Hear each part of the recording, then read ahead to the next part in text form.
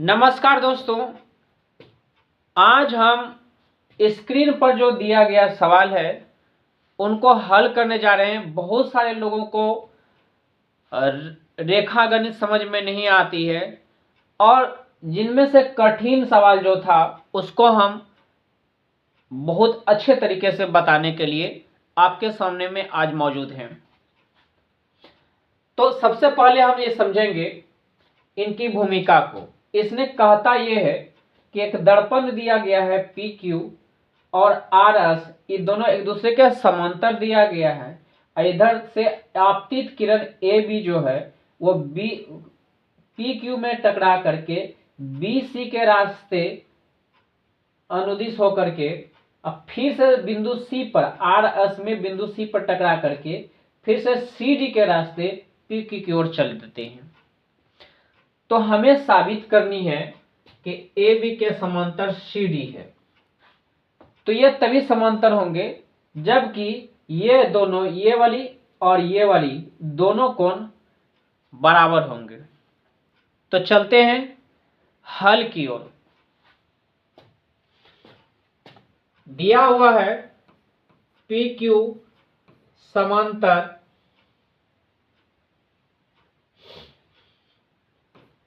R S है और इनमें हम रचना किए हैं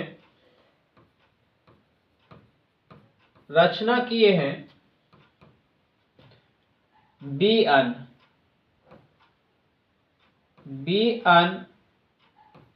लंब डाला गया है पी क्यू पर तथा सी एम लंब डाला गया है आर एस पर। तो ये बोला गया है आपतित किरण है ए बी और बी सी परावर्तित किरण है। बिंदु ए पर ए बी आपतित किरण और फिर बी सी से परावर्तित हो जाती है। तो ऐसी परिस्थिति से एक जो अभिलंब खींचा गया है तो अभिलंब में ये दोनों कोण बराबर होंगे। चूंकि पी क्यू के समांतर आर एस है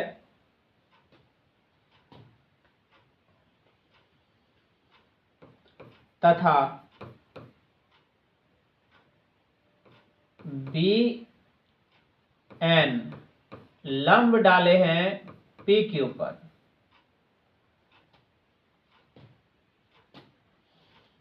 लेकिन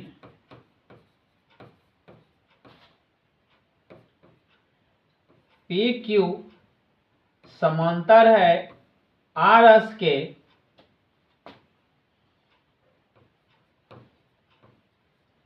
इसलिए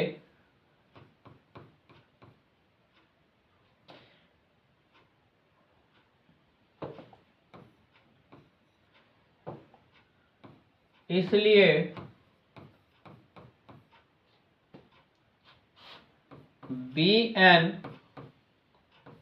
लंब आर एस होंगे और तथा एम सी लंब आर एस है। तो अब देखिए बी एन जो लंब डाला गया था पी क्यू पर, तो पी क्यू समांतर आर एस है, मतलब समांतर मतलब पी क्यू के सामने ही समान अंतर पर आर एस भी होंगे। तो जब ये सीधी रेखा में लंब खींचा जा रहा है तो ये सीधे इससे भी टकराएगी। तो ऐसी परिस्थिति में बी एन लंब आर एस भी होगा। तो बी एन लंब जब आर एस होगा तो सी एन तो पहले से आर एस पर है, तो इसका मतलब ये हुआ बी एन समांतर सी एम होगा। इस प्रकार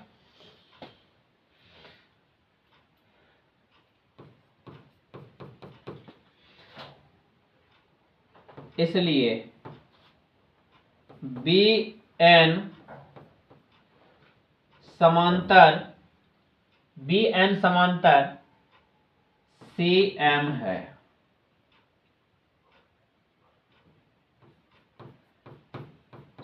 होगा। अब देखिए ये दोनों क्या है कि दोनों एक दूसरे के क्या हो गया, समांतर होंगे। जब ये समांतर होंगे तब BC जो है, BC प्रतिच्छेदी रेखा होगी।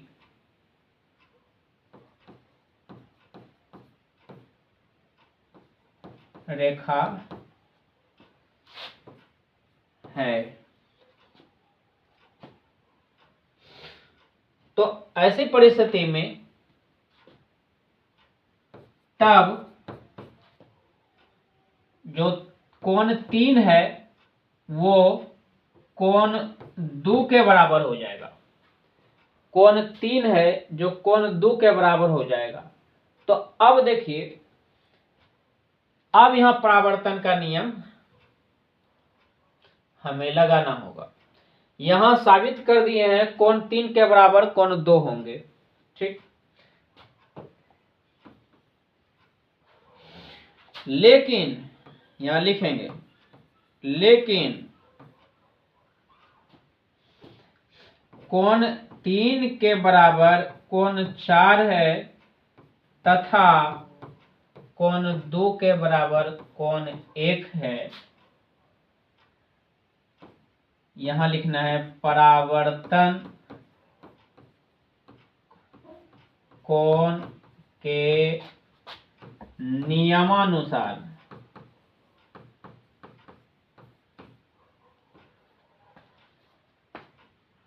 तो ऐसी परिस्थिति में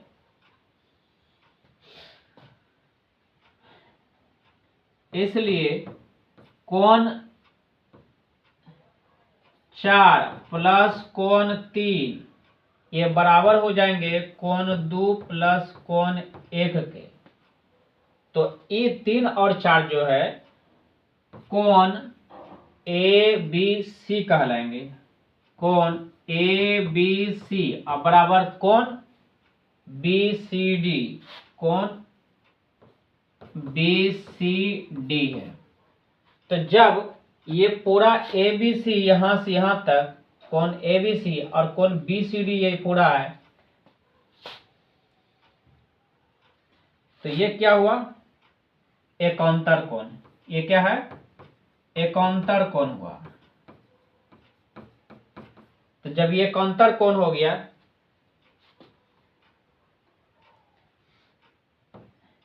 इसलिए AB B समांतर CD है, सिद्ध हुआ।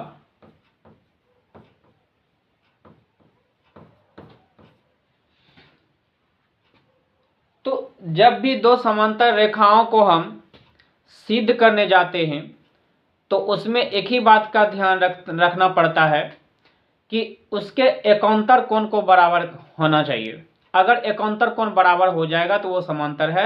यदि दो रेखाएं समांतर है तो एकांतर कोण बराबर होगा। यही फंडामेंटल है, ठीक है। तो अब देखिए क्या किए हम। सबसे पहले हम कि BN जो लंब डाला गया था PQ पर, हम उसको क्या किए, इधर भी लंब जो डाला गया है उनको हम समांतर जो है साबित करने का प्रयास किया। तो लंब डाले, यहां भी लंब डाले।